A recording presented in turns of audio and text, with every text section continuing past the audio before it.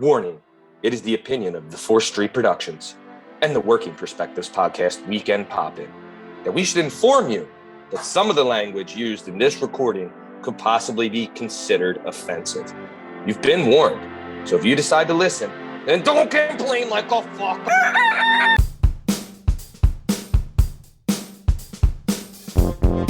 Hi, hello, how are you? Thanks for stopping by. Today we're going to talk to some real people about some real things, living real lives, doing real stuff. This is the Working Perspectives Podcast. I'm Matt Lavelle, accompanied by special guest, cross-promotional co-host from the Low Life Podcast, the one and only Mickey Bats. And our guest today is Bad Billy, Billy Biceps, Billy Barule, Big Billy Bad Boy, Bill Nichols. Mikey, how we doing, babe? Pretty good, dude. You know, we got fucking Billy B's in the house, so that's always good. Double B's in the Cribbington. Yeah. I'm feeling good, dude. I'm ready to get going here. Yeah. Well, I'll tell everyone this. We've been going because we've been recording for over an hour at this point, and Old Uncle Matty forgot to hit the fucking record button. So we're starting over. This is the Working Perspectives Podcast. You can find all our content and all our stuff on all podcast platforms and YouTube at Working Perspectives Podcast. You can follow us on Instagram at Working Perspectives Podcast and join us on the Twitter and the TikTok at Working P Pod. And if you'd like to be a guest on the show, then just do us a favor and email us at workingperspectives@gmail.com. And for the love of God, it's endless with the fucking telling me to not do this. So if you please just subscribe, my wife will stop yelling at me for doing this show. All right, let's get this thing started. Let's go. It's our objective to be effective by voicing societies. Working perspective, exploring your day and how you get paid. Launching a new episode every Tuesday. Your day can transform while we inform with new episodes available on every platform. So check out our line and how we get live. Then do us a solid. Share and subscribe. We're just sharing. We're just sharing. We're just sharing. Working perspectives.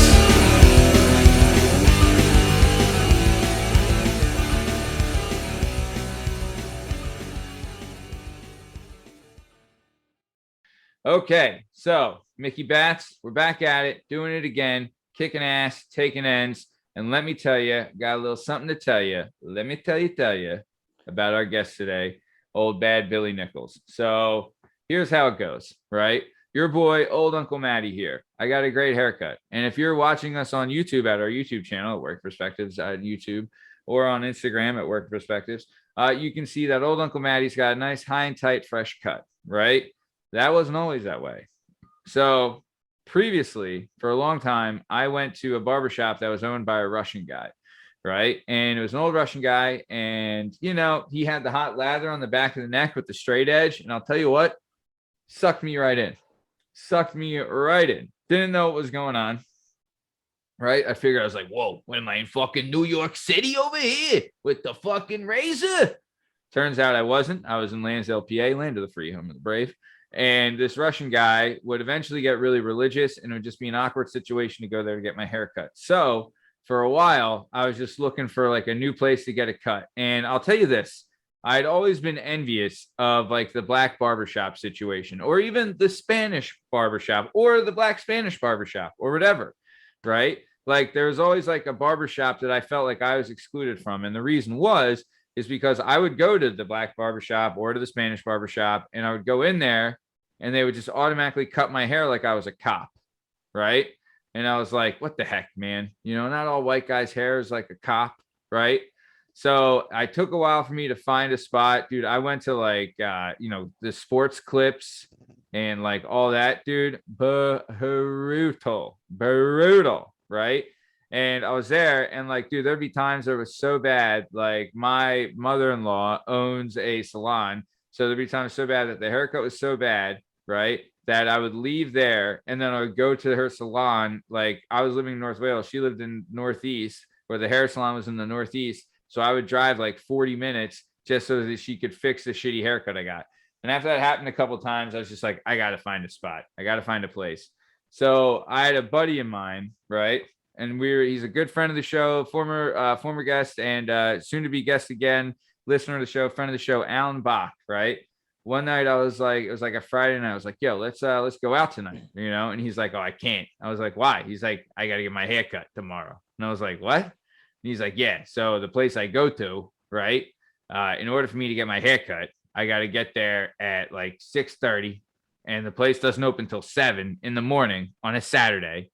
I got to get there at 6:30. Place opens at 7, right? And I get there at 6:30 so I can wait in line so I don't have to wait that long to get my hair cut. And I was like, what the fuck? Hold on. This place is so busy that it opens at 7 on a Saturday, and you have to get there at 6:30 to know that you're waiting in line just to get your hair cut. And he's like, yeah. And I go in there and I get my hair cut from Bill, and it's great. And I was like, all right, well, this place, I mean, if it's that good, then I'm going to fucking try it out, right? Like, it was so good that he's going there on a Saturday morning, right? He's waking up at fucking super fucking early, you know, the cock crows in the morning, 6 a.m. or whatever, to get there by 6:30 in the morning to wait in line for a half an hour just so he can be there to get his haircut, right?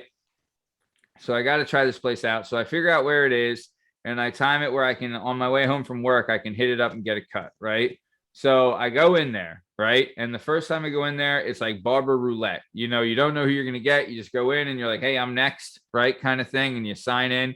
And when you go in and sign in, first time I go in there, right, I get our guest today, Bad Billy the Barber, right? Now, I'll tell you what, the first couple times you're in there, you don't say much because it's like a show, right? You're watching, like, all the barbers have their lingo and they're talking. So you're watching the show going down and you're getting your haircut. And I'll tell you what, it was incredible. It was exactly what I've been dreaming of, and really, really, really, really happy that it ended up that way. And so I would go back in there again. And after the fourth time of getting lucky in Barber roulette and getting Bill, I knew, I was like, this was fate. It's a match made in heaven, right? So eventually they would upgrade where you could schedule appointments. I've had no one else cut my hair but Bill for the last 4 years, right? And I now consider him a friend, and I'm super happy that he's on the show. I would like to say this, that when coming up with the show, I was talking to Bill about it, and I had discussed, like, we were thinking of different names, right? One of the names was like the Blue Collar Podcast. Another one was like the People's Podcast. Another one was like, you know, Podcast of the Peeps or whatever. Like, you know what I mean? Like Working Around Podcast, something like that.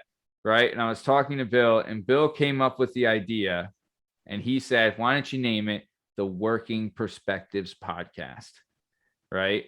And I'll tell you, I mean, it's now an award-winning Working Perspectives podcast that's loved and listened to by millions around the world. And I'll tell you what, they can thank old Bad Billy, Billy Biceps, Billy Big, Billy Bad, Billy the Barber for that. So tell you what, super happy he decided to come on the show, and was super excited when he said he would be on the show. And, you know, more than thrilled that he's here, and super proud to see, like, the way he's turned his life around and to know him for the last 4 years. But before we get started, Bill, I would just like to ask, have you seen the movie Bohemian Rhapsody? And if yes, what'd you think of that piece of shit movie? It was an awesome movie. Son of a bitch. You son of a bitch. So for everyone listening, this is what's going on right now. So fucking your boy, Old Uncle Matty, forgot to hit the record button for the last hour. So we've already done this. And when I asked Bill the first time, he said he didn't listen to it, and I was happy. But now he knows how much I hate the movie. So just to fucking stick it in my craw, he's saying that he loves it. So real nice, Bill. Or did you watch it in the 5-minute break that we had? You know? But yeah. No, but it felt like deja vu saying the same thing again. So I just said something different. Dude, tell me about it. I just did the exact same intro 2 times in a row. I was fully prepared to do the same snaggle tooth blowjob bit. So sue me. Just for all you guys out there, you know, we'll keep this in. If fucking Uncle Matty, the guy who gets too drunk at the wedding to fucking record anything and realize that, dude, to know that, like, Yeah. He hated the guy's snaggletooth. You know, I thought that they did an excellent placement with the snaggle. He made the point, you know, like, hey, for as gay as he was, you know, those things were pretty short, son. And I was like, nah, I dude, mean, dude, yeah, chick if named you're Trish from yeah, Limerick Trailer Park who will suck the paint off of it, you know? dude, I'll tell you, fucking, if you're a gay guy and you see that fucking sandblaster coming at you, right? If you see that fucking chomper, you know what I mean? That fucking Miss Pac-Man nomming on you, like, I'm not gonna lie, I'm terrified, you know, but I mean, I would have to say, you know, Mike, you're saying like, don't knock the snaggletooth Chewy until you try it. Is that what you're going with? That's it. But yo, how funny would it be if like the whole, you know, the line "Mamma Mia" came from just someone getting a snag on the dick suck from Freddie Mercury? Well, you're saying like he's going down on a guy and he's nomming Glock 5000 in a guy, right? And all of a sudden he snags on him, and the guy's like, "Oh, Mamma Mia, let me go!" Right? Yep. Or more like "Mamma Mia." Mia," just Right. like that. I mean, I'm sure like a bunch of people have done that, and all for different reasons than a snaggle. You know what I'm saying? But okay, so we're here to talk about Bad Bill again. So Bill, you've played football. So Bill here, born and raised in Harleysville, PA, next to Lansdale, PA, land of the free, home of the brave. He went in the Souterton School District, graduated from Souterton High School, played football till he was 16. And, you know, he did a little footy football. Bill, you know, from what he told us earlier, liked football, wasn't in love with it. As soon as he started to learn to drive, then he was like, screw football. I got some weed and women. Yeah, weed and women are way more important than some footy football. You know what I'm saying? At least, you know, at that time. And then Bill, and Mickey here all have something in common where we all started working early at jobs, and you learn a lot working at jobs early when you're a kid. So one of Bill's first jobs is he was a dishwasher at a bakery. And let me tell you, Bill, you loved it, right? Yeah, it was called Sticky Business. I didn't throw that in last time. You didn't say that the first time around. Wait. Billy Bakery's sitting on gold. Fucking Billy Buns over here with fucking on, Sticky dude. Business. Sticky Buns Billy. What's up, dude? Sticky Buns Bill? Good. Not talking about Sticky Business Bill? Yeah, how good is that? Dude, That's the Sticky best name Business for a Bill. bakery. Dude, Sticky Business should be your fucking nickname. Sticky Business Bill, the Sticky Bandit? Come on. Yo, It is now, dude. I think we're on to something. Since I came up with the name, that I'm gonna take that. I'm taking that. Sticky Business Bill. I like Hey, that. man. Also, too, Billy B's, you should do this whole, make it ironic, make it cute. Like, you don't get another cut until I get my cut, dude. Like, don't let him rip you off on this working perspective. This thing's gonna blow up. You need 10%, Jack, or he doesn't get that fade ever again, dude. And that's I mean, I have admitted that it was Bill's idea. But I mean, it's fucking copyrighted, Bill, so it's a little too fucking late for that, buddy. Hey man, if everybody helped everybody else out, it'd be a better place. So I'm good with it. I want to get Bill to get his own show off the ground because Bill's got talent and potential, and we're gonna see it here on the show. Because I mean, you know, it really does suck. I will fucking say this for the people listening, and god damn it, I hate that I'm even saying it, but we had such a good fucking first hour. The content was so fucking good, and now it's like we're back in it. We're going to talk about the same stuff, and we'll probably gloss over a couple of things that we missed. But goddamn, it was fucking gold. It was Not to gold. mention, with all this time, now we're gonna convince fucking Sticky Buns Billy over here to do a little, Patreon episode for all you guys wondering what it means to be a sticky bun, baby. Yeah, hey, be one of the Sticky Bandits and join Sticky Buns Bill on old Patreon over there. Workingperspectives.com/Patreon. Where you at, dude? Sticky Bun City, baby. Yeah, Sticky Perspectives over here with Billy, huh? Yeah. Oh, too good. So Bill will work at a bakery. I worked at Victoria's Secret for a summer. Shut the front door. No way. I'll tell you this. Yeah. This is Billy something- Brazier. Billy fucking Brazier. Oh, that's too good. Oh man, lingerie Willie over there. Jesus, I like Christ. the Billy Brazier. That was Billy Brazier. That's so I almost good, choked. dude. I'll tell you Yeah, what. When you're like a young teenager, right, and like go like when when you're in your like mall rat phase, you know what I mean. And like Victoria's Secret is always a stop on my mall rat phase. I will tell you that. Fucking A. But then you walk in there and you see like your one friend's grandmom and you're like, oh, hey, Mrs. Matham, what are you doing here? And she's like, oh, I just got to buy something for me and my husband, huh? You got to keep the fire at my age. And it's like, whoa. Yeah. Dude, I was such a horny little kid. I would have taken that grandma in the back, every In-N-Out burger, dude. You would have been Billy. You would have been Billy Burgers at Billy Brown. I'd have been rubbing my dick through my N1 pants back in the day. Man, you would have given her. I was a psycho, dude. You would have given her some sticky buns for the road, huh? Fuck yeah, she would have got a to-go bag, dude. Little Mickey Bats doggy bags. Oh man, Mickey Bats with the sticky business. There we go. That's pretty great. That's pretty great. So, all right. So, hold on. So you did the dishwashing first at the bakery, and then you did dishwashing at the pizza place and the other restaurant, right? When did you work at Victoria's Secret? That was just a winter thing. I was doing carpentry. I worked so many jobs, and they were all like, I did the carpentry thing, the roofing thing. So in the winter time, they were hiring people just to do register. Yeah. And they wanted, like and they wanted men. And like the crazy thing was that I got the manager discount. I bought this Italian suit, and I got like 65% off. I got it from like the express store. It was fucking awesome. And then I would just do 4-hour shifts there. But then everybody started, and I ended up hooking up with the one manager and the one chick. Dynamite drop in there, Mickey Bats. That was well, I guess I don't know if I should say her name. Well, it was Brit. Well, regardless. We'll just call her Sticky. Yeah, business. Yeah, you gave her the sticky business. There was this other Asian chick, and she just worked there. And that was cool at first because when I started, those two like, but then women like grannies started to think like they used to like I was getting like fucking harassed, and I didn't really care, but I was just like everyone kept like thinking I was gay, or like grannies were saying I was sniffing panties. Oh, or like saying like all this shit. Asked me if I take the stuff home and like what kind of a man works here. So I looked at it as like, man, this is going to be such a good way to get it, like, Yeah.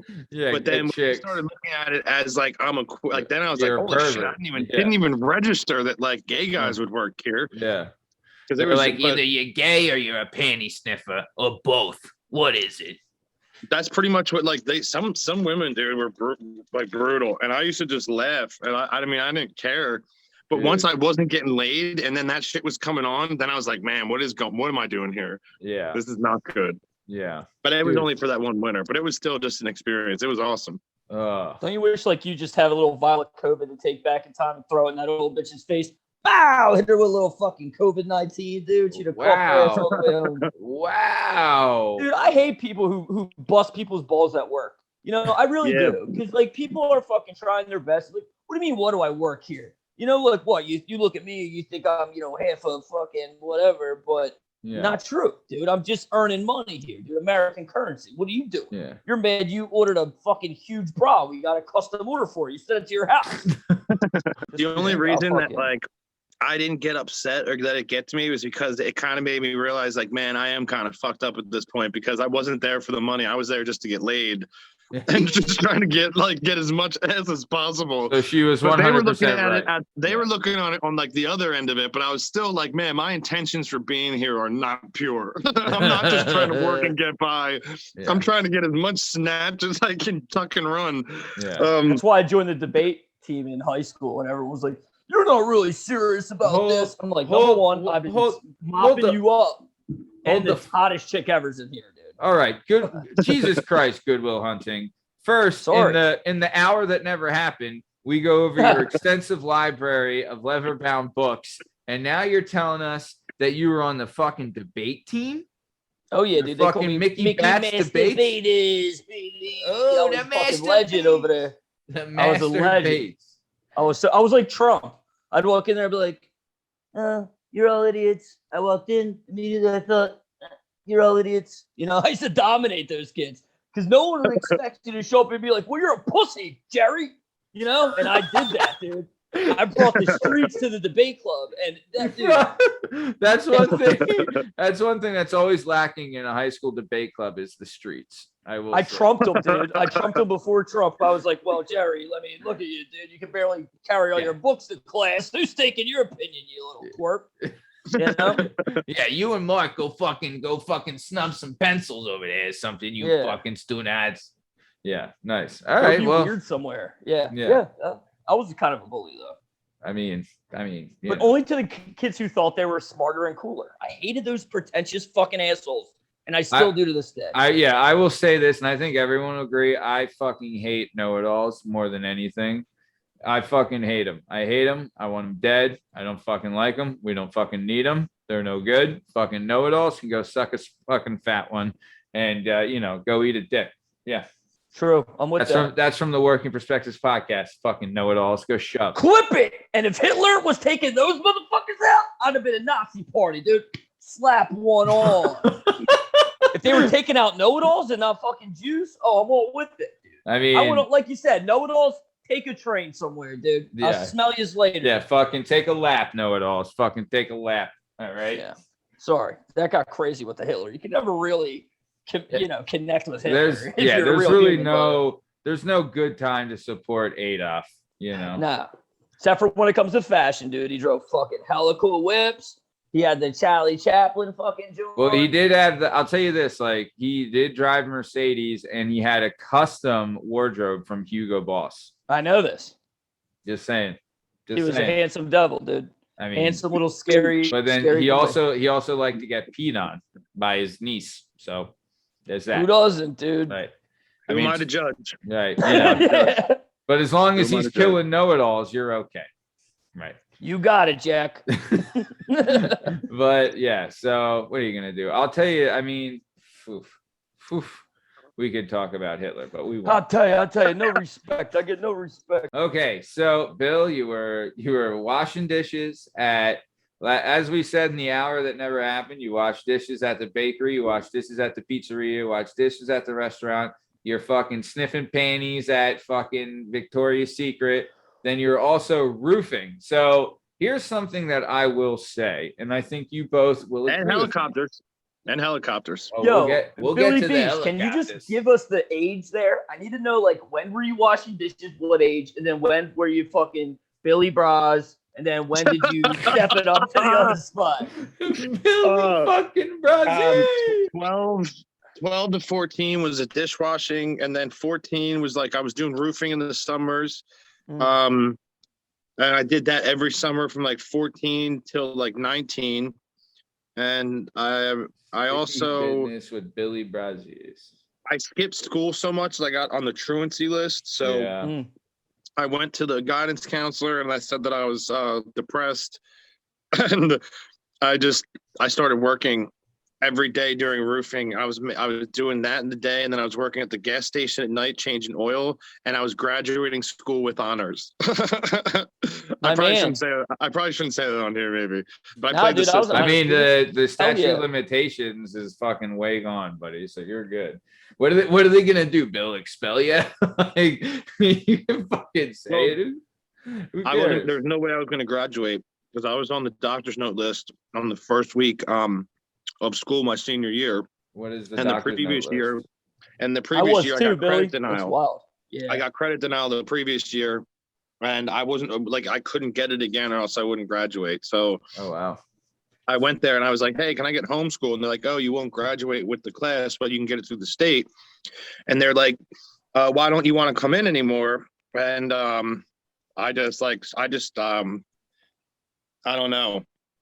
I feel like a piece of shit saying anything because like people that really have these issues, you know what I mean? I was like kind of playing say it. This is your life. man. Fuck. Well, but some people really do have like real bad depression or like. Well, then they should have fucking got homeschooled too. All right. Yeah, dude. Yeah, own it, off, dude. Right. I got the gambit. I don't give a fuck, dude. So, But hon, did you but play let's fake say, sick? I love it. I want to say this though, right? So, as we talked about in the hour that doesn't exist, that we previously did, that no one will ever hear because it's gone, right? The lost tapes. The lost tapes of Atlantis. what we did talk about is that when we all worked at young ages in like restaurants, right? And or on job sites, like, I didn't do the job sites, that was you guys, but I was in restaurants. And when you're young, working with older kids and older people, you're introduced to things a lot earlier than you're supposed to be, i.e. drugs and alcohol. So, Bill, by this time in high school, you're 16, you'd already been actively using drugs for a number of years, right? Whoa, I don't do drugs. You were. Okay, so that was just, I mean, no, I'm kidding. Yeah, no, I have been. Yeah, so just when you say it like that, it's like, whoa, man, maybe we shouldn't get this on recording. Yeah, so you wearing a wire, Chief? What are you doing? Johnny said, yeah, like wait, when you put it so harshly like that, I was a very innocent child who experimented. Right, exactly. You were being influenced. You were being influenced by. Dude, I made all my own decisions. I love that white shit. privilege, dude. It's systemic. Blame it on that. That's what I do. Like, it's the government, dude. My grandpa's fault. What do you want?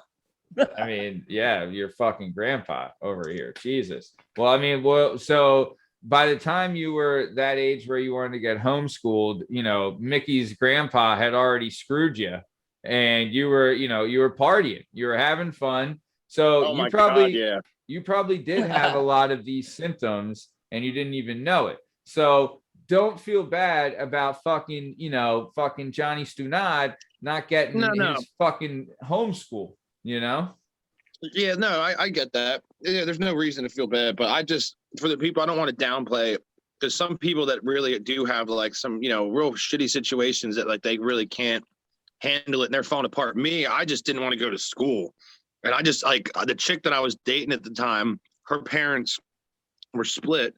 And she actually was, I won't say her name, but she was a real big stoner and like had a shitload of really good weed. So I'd pick her up to go to school. And on the way to school, she'd be like, "Do you just want to, my mom's leaving in like 5 minutes. You just want to go back to my house, smoke the bong, and I'll, we'll hang out and have sex all day because I'll fucking lick your balls until second period, dude. When we go in, yeah, absolutely, we out." Dude, I remember I went there. That's what. So that was what I was dealing with. Like, if you want to call that, like, if I want to rationalize it out and be like, well, I was dealing with some symptoms. My symptoms was addicted to getting my dick sucked. Swollen Billy balls, dude. Yeah. Billy Balls had to meet Billy Braziers. That was before Billy Braziers. So this was the Billy Ball stage. Yeah, this is when your balls got so big you had to put a bra around them to walk around the mall after, dude. Yeah. It was sticky business Bill at this point, that's for sure. Dude, I remember like fucking playing hooky with a girl like the first time, and it's like fun, but like a couple times in, you're like, fuck, I should go to school today. Like one time there was sometimes where I'm like, fuck, oh god, if I like, damn, I do need to start going in, otherwise I'm not going to graduate. You know what I mean? Like I would get those, but then I was like, well, actually, I'm staying here. Fuck school. Yeah. One time, me and my girlfriend, like, she was so fucking hot, dude. She I remember she used to pick me up from school. She lived close by me. Yeah. And we used to go to Did this. You meet her on the debate team? Oh nah, she was like on the volleyball team, dude. I was like, come baby. on, Jackie. Yeah, hey, she was a fucking firebomb, dude. This girl was hot. Oh. So I fucking we used to go to this little spot, this little turn off at a church, like almost like a little turnaround, like a one way in, one way out kind of deal. We used to park up there, non-church hours, and bang. Right. And one morning we were there, right in front of the Lord and Savior. Oh yeah, JC himself used to fucking slap hand, bang. Yeah. I would be so hype on this chick. I'd bang her all the time. I remember, dude, one time we were pulled over just about to bang. And she was like parked at a weird angle. I'm like, yeah, reverse this, dude. You got to park it behind these bushes. How many times have we done this? You're getting lazy. You know the you fucking deal here. Dude, she reverses, turns off the car, and then it just like shuts off. I'm like, what? She's like trying to start it up. Like there's like no gas or something. I'm like, oh my God, we're toast. Her mom has already been left for work. My mom too.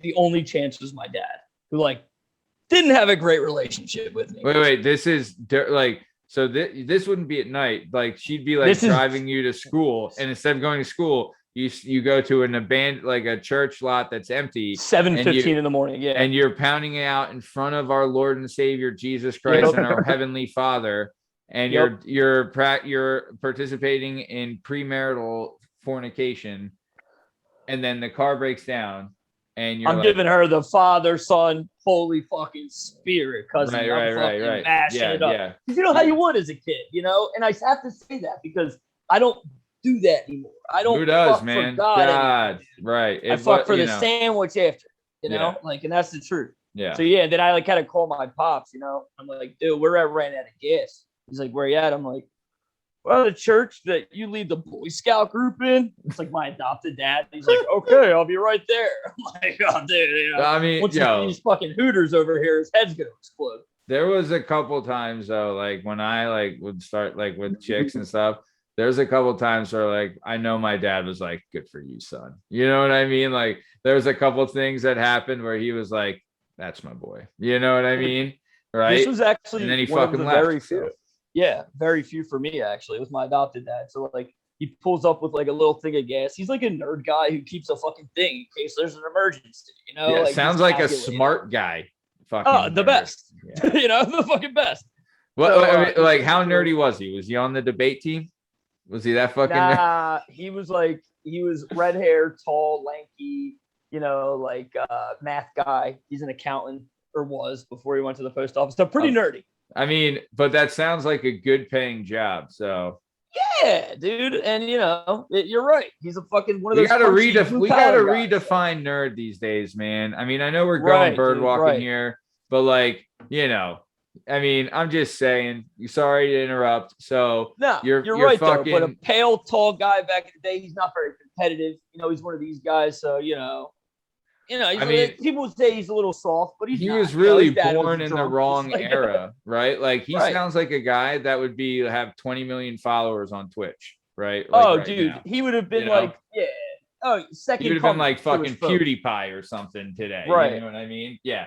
So, but too bad he was Norm the accountant. So okay, so he gives you the gas, and then you're like, hey. I'm like, hey, Dad, you remember Steph? She's like, her hair's all fucked up. She's like, you want to change the names to protect the dude, what does she care? Maybe we'll call her fucking Sticky, whatever you guys want. You know? Dad, you remember Sticky? Yeah, so I'm like, yo, Pops, you remember old Stickarooski, right? And he's like, yeah, I remember Sticky, son. And I'm like, all right, well, we're already late, so just so you know, you're gonna get a call. We're gonna be late, but you're helping, let him know. And he goes, he said, where are you going after this? I said, right to school. And he goes, sure. Yeah. And I'm like, I looked at him and he was like, don't let the fucking house alarm go off. And I was like, oh, Pops knows that I didn't know it, dude. He could see it in my face. Mickey Blue Balls. He just saw his son. He's like, dude, that kid needs to come. Go home. Don't fuck up the garage code and get that coming on, dude. She was such a smoke, dude.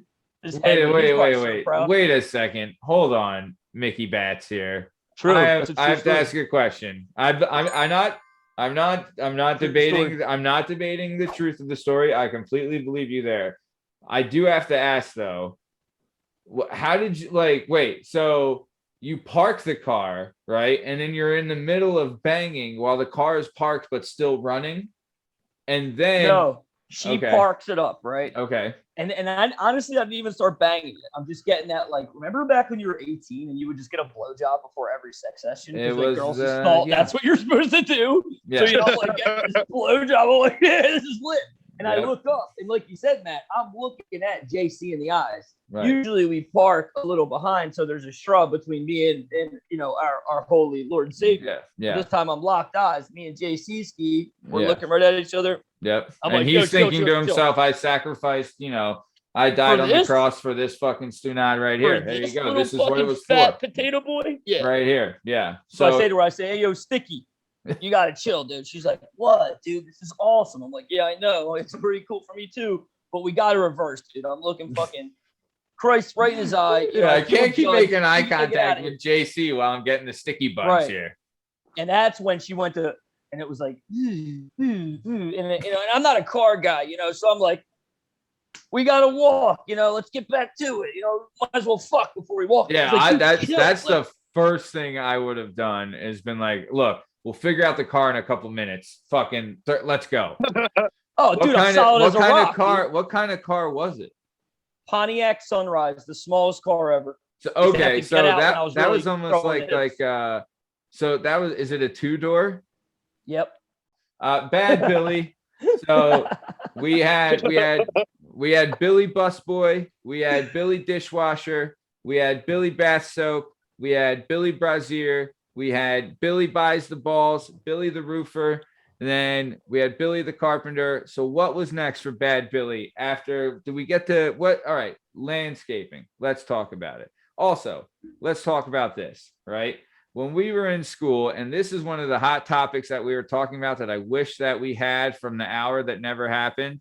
But when we were talking in the hour that never happened, we had discussed like the different types of drugs that were available back when we were in high school. And one of the big ones was what is known on the streets as ecstasy, right? So Bad Billy, Mickey Bats, Billy, what were your thoughts on old ecstasy? Oh yeah, I wrote all I wrote all like the pills. I wrote them down and like the design on the front of my agenda. So wait. So like you had like, so for the kids that have tablets, they would give you an agenda at school that was like a planner, right? And that's what you're saying. Like you would write down front page, yeah, and like open it. It was all the different. I was so proud. And you just like put a check mark next to it, like, yep, did that one twice, triple stacked on that. Yeah. Yep. I'll find it. I like. We'll definitely buy it. Yeah. I'll if I still have it, I'll definitely just show you because you can't make it up. And there's so many. Jesus. Billy B, what year was this? Like, what music was in your headphones as you were like, let me write down all these fucking You had a portable CD player, and you had the headphones that wrapped around the ears. You were listening to Sum 41, and it was fucking great. It was Eminem. He was a big. The Eminem show, Marshall Mathers LP. What are we talking? 2 pills I popped till my pupils swell up like 2 pennies. Which one's that from? Clint Eastwood in his mid-20s. I guess I graduated in 03, but I was doing this shit before I could drive. Yes, so when's this year you're talking about? This was like in the late 90s. So I remember that Ja Rule, like Rollin' song and that Rollin' Limp Bizkit song. Yeah. Oh, that was the best, dude. So funny you should mention that. Former guest of the show and co-host on the Weekend Poppin', Diana Spencer. Her episode aired a couple weeks ago, and she had showed us something in her house that, you know how like if you go to a girl's house or something, they'll have like a picture or painting that says like live, laugh, love or something like that, right? Which is like, some corny fucking girl bullshit. So Diana Spencer had a picture that said live, laugh, Limp Bizkit. And it turns out that she is a massive Limp Bizkit fan, and we were going over it. So Rollin' was a massive hit. My Way was a massive hit. Did It All for the Nookie was a massive hit. What a banger that was, dude. What was the cover that they did? The George Michael cover? Behind Blue Eyes? No. Nice. If I could touch your body, I know not everybody has got a body like me. Yeah. You got to think twice before I get my heart. Yeah. So they did the cover. How'd that go? I forget. Yes. You shut One the more fuck time. up, you motherfucker. But they did the cover to the George Michael song. God damn it. It's going to drive me nuts if I can't think of it. And like, they had like My Way or the Highway. Keep rolling. Right. Which was about, coincidentally, doing ecstasy. Right. Little Limp Bizkit. Rollin' was about doing ecstasy. So either way, Billy Bats here, Billy Baba Rule, Billy Baba Ganoush, Billy popping pills here. Love some ecstasy. I'll tell you, man, did you ever get into like the robo tripping or core seeding or anything like that? Like, dude, this was a weird time in America, right? Like kids loved doing ecstasy and drinking cough syrup and taking cough medicine and fucking whacking out to, fucking Robo-tripping. Sandstorm and dude, Drinking remember a bottle or two of Robitussin. Oh, do you remember System of a Down? Remember Toxicity when that came out? Oh my God, what an album. That was an incredible album, right? System of a Down. I was too young for that to hit for me. Oh, I dude, remember this album. go back to it, man. Chop Suey, Toxicity, right? Like great songs on that album. That was a great album. Yeah. Also, too, do you guys remember Tenacious D? Anyone ever get? Oh yeah, dude. Fucking love Big me Tenacious some D Tenacious. fan. Tenacious D. Yeah. That was like the Weird Al fucking era, dude. Remember when Weird Al was just pumping out hits? Yeah. Dude, Weird Al, I remember, God, he had a, well, I mean, like, I've been spending most of my life. Yeah, Amish Paradise. I would love to see his biggest hits of all time. Cause like he had, dude, Amish Paradise has got to be up there, but didn't he have, It's number one. No, because I think it is, but also remember White and Nerdy that he came out with? Oh yeah, that was the Riding Dirty parody. Gonna catch me riding dirty, you know what I mean? And that one was White huge. And then Pretty Fly for a Rabbi, right? Oh, dude, Offspring. Oh, that one was like the first one. Yeah, that was dude. The best one. Offspring. What the fuck happened to Offspring? God, just eat it, dude. They were a massive band, Offspring. Yeah. So reliving the old days, but either way. So let's keep it moving. From we're still haven't gotten over the hour that was, the hour that never happened, the hour that the lost tapes hashtag working perspective lost tapes. Yeah, lost love, lost tapes. Fucking sticky business gone forever. Fucking sayonara, see you later. Never knew you. Either way, so let's keep it moving. So Bill, you're in high school, right? You're kicking ass. You're taking ends, right? You're working all these jobs. You're not going to school. So wait. You would get homeschooled, and where were you working while you were homeschooled? I was doing roofing, and I was working at night doing oil changes. Damn. So I would work and then I would just see a teacher for 2 hours on Tuesdays and Thursdays. Where did you go to the homeschool? Was it Lansdale teaching and tutoring? No, she would come to the house. That's where I went when I got expelled. She would come right to my house. They thought you were a guy with shit for brains, dude. They were like, we got to go over to fucking Billy No Brains house over here today. They thought I was depressed, so I was still going through the school. I wasn't expelled. I wasn't kicked out. Nice. I was They're just like, this kid's got emotional issues. Let's go over to this pussy's house and read him fucking, Columbine just happened. They're like, oh, man, this guy's had a beard since the 7th grade. Keep him home. Yeah, this kid, he had a long jacket one time, so we're gonna watch out for him. Dude, Columbine, Jesus Christ, graduated with honors. Dude, I did too, actually. Yeah, I'll say every day, working 2 jobs, making bank. Dude, I was on the honors team, but I mean, that's pretty cool, dude. Yeah, dude. So here's my question to you about the gas station. Okay. You said you were doing oil changes, but I had a buddy who worked at Sunoco. And dude, we were schemy kind of kids. We would come up with these fucking schemes for him to just slip a couple hundred because you hold this wad as you're taking people's money for gas. We probably came up with 100 ways to like secretly rob him and just pressured him into just stealing a 20 every like half hour. And we would have weed money for like weeks. Did you ever come, into that like, oh, should I steal this shit right now? Nah, that only because I knew the owner and I personally, and I don't know, he was a fucking hard worker, and I knew with the gas he made money off the garage and the oil changes, not the gas. And I don't know, my dad owned a gas station. I just didn't steal, never was even I never even thought of it. Just because I knew him personally. If I didn't know the owner or something, I was some punk, whatever, it's different. But I knew him. I was happy to be there. It was easy. Sure. Always signed my paychecks. Dude, you seem really grateful for all your jobs, which is a crazy perspective for such a young man at that time. Even at the bakery, he was like, dude, I was just happy to be there. That's wild, dude. Because I was the kind of guy I'd spit in your fucking corn chowder if you gave me lip, if I didn't fucking clear the table fast enough. I'm telling you the truth, dude. I didn't love the guy I was, but that's big of you. That speaks highly of you, I think.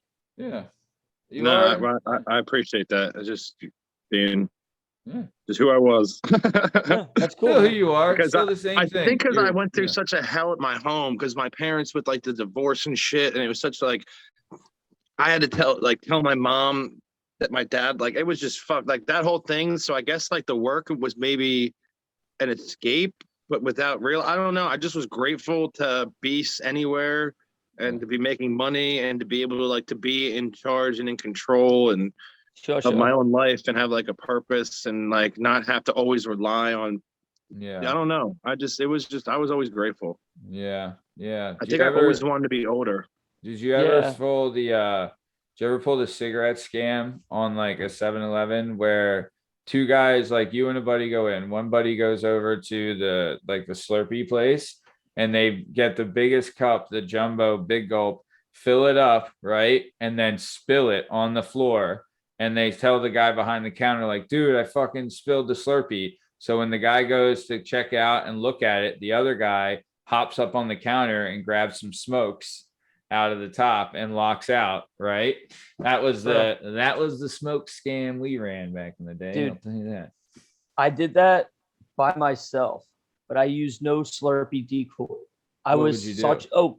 I was such a well-rehearsed thief. You guys got to understand, you don't know my history here, but I was brought up by, criminals for Right. 10 years until I went into the system. Like I Right. learned how to fucking steal. They just call me Mickey Medicine Cabinets, dude. I would be in there. I'd take every prescription in your crib, dude. I'd clean you out 9, 10 years old. So when it got to it as a high school, and I'm from an area, I was adopted into the suburbs. Everybody's sweet. Everybody's scared to do nothing. Nobody's got socked in the fucking mouth before. And the same goes for the people working the counter, So I remember it. Wow, you're right. Remember how they used to put them up here and they were down here? They used to line that circular thing. So I would just wait and I would watch until their heads were in the register. And then I would sneak out. And for a while, I would only steal Marble Menthols, but I was a Newport smoker. Right. But I just couldn't make the reach, dude. I'm a small guy. Got a big heart, small guy, big heart. So I couldn't get it. But then, dude, I started getting nice. And I started, boom, boom, boom. And then one of my friends, dude, who worked at Wawa, I did this for probably a year and a half. And I hit all the Wawas in my area. I would just take one off and go to the next.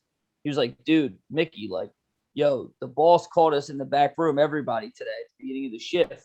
They have a picture of you on the wall. And they said, does anybody know this guy? He's like a Siggy bandit. And everybody was laughing oh, yeah, we know that guy's Mickey Best. Yeah. But nobody snitched. And I just didn't go in there for a while. And back then my hair was all big. I was an emo dude. I had a lip ring. I didn't go into this one Wawa my picture for 2 years, dude. Next time I went in there, fucking shave cut, Billy B's gave me a chop. I was looking good as shit. I rolled right in that John, got a pack of noops, and we were good.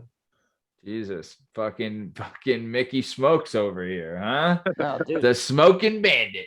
All right, so Big Billy the Big Bad, Billy Big Balls, Billy Bads. All right, so Bill, you graduate high school, right? Then you go into carpentry. Did you go to school for carpentry after high school or an apprentice, or how did it work? What'd you do? Since I already did roofing and siding, I just ended up working for the guy and he just self-taught me and I kind of picked up on it really quickly. Yeah. I'd be his right-hand man and then he would leave me in charge and I would bring a buddy along to help me. Nice, dude. So you're Nice at a young age, he's leaving you, he's setting you up at jobs to take care of it. How'd you like the carpentry and using tools and working with your hands? It was good. I liked it. Yeah. Yeah, Did really you learn good. a lot? Yeah. Can you still whack up some stuff with some tools or what, babe? Absolutely. Yeah. So I always felt that's a rewarding job too, Loved it. Dude, it is since this pandemic, my company went down. So my brother and I, he's got a little investment property. He's got a duplex. So I'm helping him fix up the top. And you're absolutely right, man. It's such a rewarding thing to be able to see the work you did at the end of the day. As opposed to picking up 200 fucking customer service phone calls or whatever. Yeah. But Billy, I have a question for you, bro, because it seems like you took to the hammer banging pretty easy. Did growing up, did your pops have you help him out with that kind of shit? Were you familiar, with a tape measure? You knew how to kind of run a Sawzall yet or not? Good fucking question there, Mickey Bats. All right. Hey. No, that was a good question. Yeah, no, my pops was in Vietnam, so I learned how to shoot a gun really young and knew how to Woo! be aware of my surroundings and Using the shit. I knew to if anything I was gonna do it as best as I possibly could, or don't do it at all, because And anything I do don't is a trust reflection of them me. damn commies. Yeah, so he never really not handy, but always like I had to be on point. So when I Yeah. ended up going, like I don't know, it was awesome though. It was definitely a good thing. Nice, man. Good discipline. Good Yeah. discipline. Dude, and you learn like there's a lot of different things you learn, I don't know. I always felt too like, I mean, I'm with you where it's you learn different things like I think having some parent that had a military background, it is good for like the structure of a child because they do focus on structure and dependability and things like that, which I think is Independence. yeah. 100%. Like all Billy's main theme here, if you guys have been listening, it's just been like, dude, I liked working at the bakery. I liked doing all this shit because I knew that I'd have the money to do what I wanted to do. It gave me this sense of security. That's again, like I said earlier, And sense of purpose. Yeah. Like you're doing something. Yeah. You're like, you're doing something for you. Yeah. Yeah. And that's like I said, dude, that's a grown perspective, like that's a very adult mindset, and I think you should kind of pat yourself on the back for that because a lot of kids don't get that, man. Like, honestly, bro, it took me a while to understand that about myself. And like, yo, man, you make your own way in this world. Like, for me, I went through this, like, foster service and this and that and being shuffled around, it was kind of this person's problem. Before you know it, it's like, yo, these motherfuckers just figured it out for me, when kids do have to finally look themselves in the mirror and be like, yo, buddy, you're really all you got. Until all the other shit falls into place. That's huge, man. Yeah, I'm happy you did that so young. I think that probably made you the man you were. Honestly. I appreciate that. That's a great compliment, man. I really appreciate that. Yeah, thank you for sure. Yeah, nice, good shout there, fucking Mickey Bats. All right, so let's keep it moving. So you go from the landscaping, you go from carpentry, then you dive into landscaping full time. Now I'll say this, right? These fucking manual labor jobs, dude, you are fucking working. This is not a joke shit. Like, I was talking to a buddy of mine today about how, like, before I worked in an office, I was bartending full time or whatever. Like, there was never a day when you would go to work where you're like, oh, I ain't doing shit today. Right. You know what I mean? Like, that doesn't exist like in the bartending world or in the barber world or anything like that. But for some people, and these are the people that like don't get ahead in the office, but I feel like the people that don't have this mentality do get ahead. Where the people that come in, like there's people that come in the office be like, dude, I ain't fucking doing shit today. I'm just gonna sit here in front of my computer and fucking dick off, right? Like that's not a good attitude to have, but there's a lot of people that have that attitude. So Bill here would end up landscaping full time, right? And I feel like that helps build like the get up every day. Fucking get your fucking working hat on, get to work, do the damn thing. How did you like landscaping, Bill? What did you learn? How did how did it go? Let us have it. And real quick before, make sure you add this. What was your favorite Spanish word or Spanish curse word? Yo, dynamite dropping there, Mickey Bats. I actually worked with all white college kids. I didn't work with any Spanish people, which is unheard of. I know. Did you learn any Spanish in the restaurants? No, not really. Damn. No, I actually never really was. No, that's crazy. Yeah, never was around any. Well, you're a racist. Before it's my official. time. Yeah, racist Bill. Yep. I know. Billy the bigot. That's what we call him. I'm just sitting here thinking, Billy the bigot. I never actually worked with any Mexicans. I never worked with any Mexicans. Oh wait, no, Davido. At Zach's Pizza, Davido. Yeah, I did, but I don't think I don't know where he was from, but like, yeah, he had some crazy. We kind of stayed away from him. We didn't really fuck with Davido because he's a whack-a-mole. Like we were young and he didn't know how the language barrier wasn't good, so like. Yeah. He would just, I don't know, he would buy us beer and then like we would just give him a thumbs up, but it said we couldn't really get much from him. Yeah. Yeah, those the language barriers. So you're no longer Billy the Bigot. I'm sorry I even thought of that. That's never That was never so the case. funny, dude. But I okay, don't so care. You let's say keep it whatever you going want. then. So you're landscaping, right? How did you like it? What were you doing? Did you also do the shoveling snow too? Like plowing snow? Yeah. Or what? Yeah, in the wintertime with the landscaping, we do that. So what would you That was do in the nice. summer? Landscape. Like what? Like were you on the rider? Were you pushing? Were you whacking? What were you doing? Oh, we did everything. I did hardscaping, building walls. We did mowers, you name it. Any kind of thing outside. And I love that shit. I love Yeah. being out in nature. I Yeah. definitely, there's something so freeing about being outside in nature Yeah. Bro. and I getting paid. with actually friend of the show, co-host Justin Richardson. Yeah. His brother, J-Dub's brother, owns a little landscaping, hardscaping Yeah. company. Shout out Spud. Yeah, D-Bill, dude. D-Bill with Yeah. the longest balls, dude. They call him Long Ball D-Bill, dude. This Long fucking Ball this guy's Bill. got a hammer, dude. He really does. This guy's got a hammer and a set of, and a pair to go with it. But anyway, Brown's yeah, dude, here. same thing. And I was an office guy. Then next thing you know, I'm out here. I'm fucking cutting grass. And I'm doing weeding. What's and then it? we move on to the hardscape. I build someone's patio for their pool, and I'm like, oh, this is pretty cool, man. I'm out here listening to my fucking podcast. You know, I got like fucking music playing all day. I'm smelling the fresh air. There's something What- about that. Yeah. Yeah, No. absolutely. I miss it. I love it. Dude, the manual labor is legit. I'm with you. Plus, too, like you feel like at the end of the day, like a good hard day's work, like you sleep better, you're eating better. Like, I don't know. I think it's just it is fulfilling when you do that type of work. And like you were saying, Justin Richardson's brother, Dave Billick, he runs Trummel Landscaping. You can find him on Instagram at Trummel_landscaping. And that's TROEMEL_landscaping. And you can see the work they do. They do great work. Shout out to them. Shout out to Dave. I've known Dave. We went to Catholic school together. I've known Dave since second grade. Really good. So you dude. know Long Ball Dave, dude. He'll lay a fucking great set of fucking concrete and he'll lay that pipe, dude. The guy's dick is as long as a fucking scaffolding. It's huge. This guy, dude, you walk into a room, you're mad at him. You're like, dude, don't bring this big old dick in here. He's like, sorry, man, I just got to make the patio the best I can. You know, the dick comes with me. So good for him. That guy was dealt a shit hand. So I'm glad to see that he got something out of it. Good for him. oh, dude, he got about 9 inches out of it, dude. Ah, damn. All right. Hey, I didn't measure. I'm just saying, dude, you took a gawk at that thing. Oh, hey, oh. Jesus. And that's soft too. Golly. Oh, yeah. Unless he had a boner in the truck and the boner went straight down, which I doubt it. Man. All Our right. boners are hard to deal with, dude. I know So that. let's keep it moving then. So I'm really interested to get into this. After speaking of helicopters,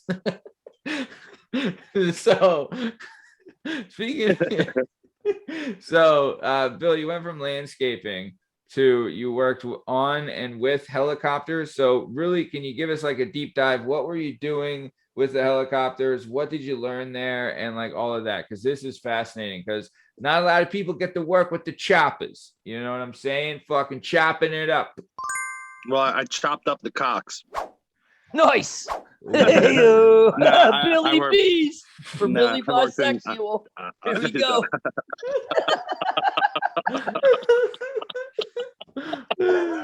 No.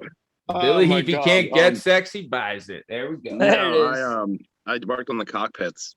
Hey, Billy Boy strikes again. Fucking the chopper in the cockpit.